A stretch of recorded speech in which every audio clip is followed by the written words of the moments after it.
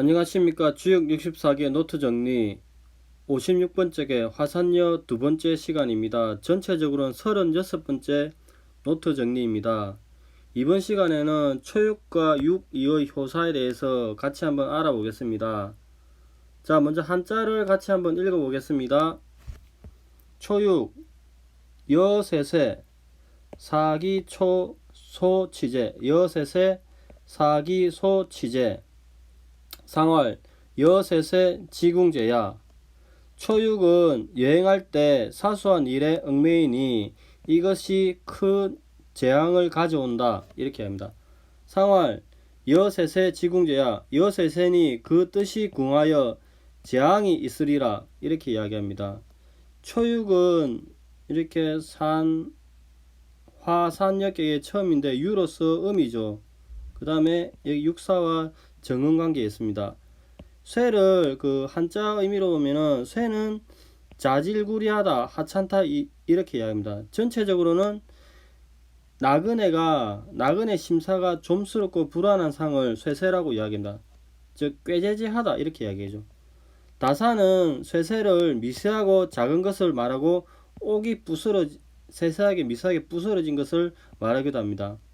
그래서 이 전체 의미는 여행 초창기에서 준비하는 과정 또는 초창기에 옹졸하고 비루하면은 그 뜻이 깊이가 없고 약하다 이렇게 되면은 결국 재앙을 초래한다 이렇게 이야기합니다. 즉 초요의 양의 자리는 부당이죠. 부당. 양의 자리에 음이 있으니까 바른 자리가 아니죠. 부정이죠. 음요라 유약하여서 조그마한 것 사소한 것에 계속 얽매이니까 여행을 가는 첫걸음에 이렇게 작은 것에 얽매이면은 재앙을 불러온다고 이야기합니다.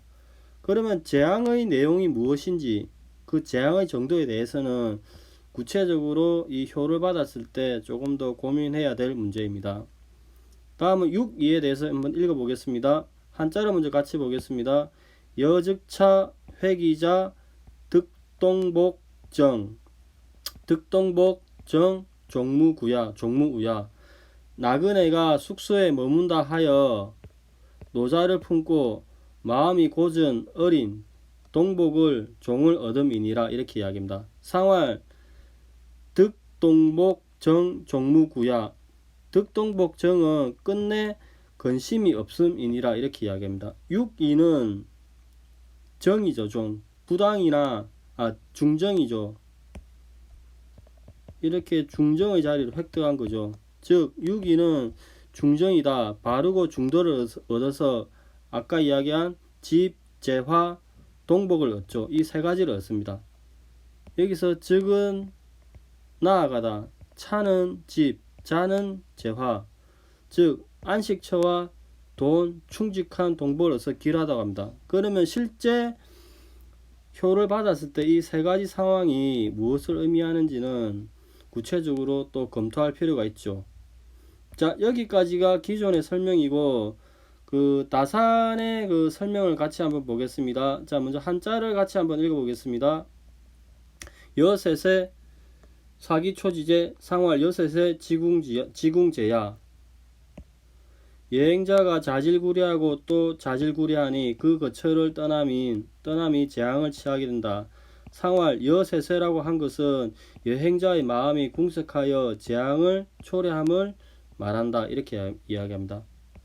쇠세는 아까 봤듯이 이제 그 미세하고 작은 것, 옥이 부스러진 것 이렇게 이야기합니다. 미세하고 작은 것을 가리키고 또는 옥의 부스러기, 쇠세 두 개의 음이 잘게 부서지는 소리를 이야기합니다. 자, 이렇게 그 화산여의 본계가 있는데 이제 추위를 하게 되면은 육이 이렇게 초육이 이렇게 변하면은 지게 중화리가 되죠. 이렇게 중화리가 됩니다. 이 중화리의 그 지게는 지게의 본계 천산둔과 지게의 목에 다른 지게의 목인 내천대장으로부터 왔죠. 그래서 둔계부터 먼저 보면은 둔계 시절 또는 내천대장 경우에는 음이 이렇게 두 개씩 모여 있죠. 요렇게 음이 모여 있죠. 모여 있는데 추위를 하게 되면은 각각 음이 떨어져 나간다, 분리된다. 이거를 이제 그 각각 스스로 몸을 맡겨서 떨어져 있으니 나그네의 모습이라고 이렇게 이야기합니다. 추위를 하게 되면은 요렇게 음이 각각 떨어져 있죠. 기존에는 요렇게 붙어져 있었지만, 즉 이거를 또 다르게 설명하시길, 여기 있는 건의 옥이 요렇게 건의 옥이 깨져서 그 부스러기가 가루가 돼서 적으니 여섯에 음이 잘게 부서진 것을 이렇게 이야기합니다. 그리고 취재, 그 재앙을 불러오는데 이렇게 중화리가 되면은, 자, 취재 부분을 보겠습니다. 여기가 화산여 본계이고 그 초효가 변하면 이렇게 중화리가 됩니다. 이렇게 재앙을 불러오는 이유는 본계 시절에는 이렇게 음과 양으로 초육과 구사가 응했는데 추위를 이렇게 하면은 중화리가 되니까 이 이효와 오효도 응하지 않고 초효와 사효 또 강강으로서 응하지도 않죠.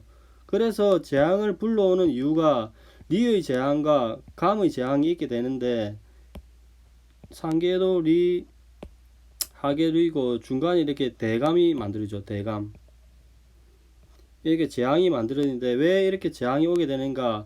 재앙을 불러온다. 리의 재앙, 감의 재앙이 발생하는데 왜 이렇게 재앙이 오는가 하면은, 여관에서 머무는 사람이 작고 자질구나, 여행의 초기에 작고 자질구나 인색하니까 재앙을 불러온다. 이렇게 이야기를 설명을 하십니다.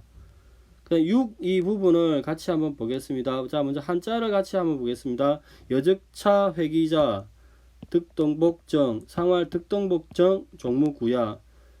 나그네가 여간에서 들어가 그 노자를 몸에 지니고 말을 다루는 어린 종을 얻으니 말을 잃거나 노자를 잃는 등의 변화가 없다.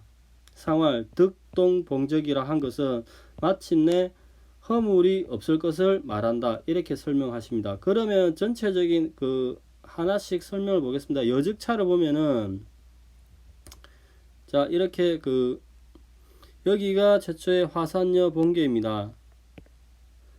자, 본계인데 본계가 이제 6, 2가 이렇게 변하면은 이제 그 화풍정이 되는 거죠. 화풍정은 그 화풍정의 목에 천산두노부터 이렇게 지게의 목에로 들어왔죠. 그 최초에 여기에 이제 건의 손님이 있고, 그 다음에 손의 주인이 이렇게 있어서 영접을 하려고 하는 거죠.